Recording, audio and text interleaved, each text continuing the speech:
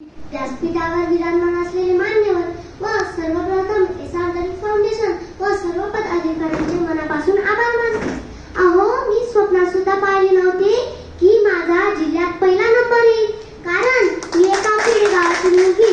मला वाटले शहरातील आपल्यापेक्षा चांगले वागणूक करणारे माझे भाऊ बहीण असतात, कारण त्यांना त्यांच्या घरापासूनच पोषक वातावरण असतं. माझे आई वडील शेतकरी.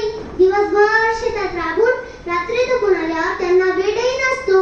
पण माझ्या मॅडमांनी माझ्या ते सुप्त गुण ओळखले व मला प्रेरित केले. Thank you ma'am. माझ्या या छोट्याशा प्रयत्नाने आज मी बक्षिसास पात्र झाले. गुरुवारी सकाळी मी शाळेत गेली. मॅडमांनी माझे अभिनंदन केले. मला वाटले आज आमच्या वर्गाचा परिपाठ, म्हणून मला थोडासा उशीर झाला. म्हणून मॅडम माझे मुद्दामच अभिनंदन करतात. मी मॅडमांना सॉरी बोलले. मॅडम बोलल्या, अगं वेडाबाई, सॉरी कशासाठी? एस.आर. दलित फाउंडेशन घेतलेल्या वक्तृत्व स्पर्धेत जिल्ह्यातून प्रथम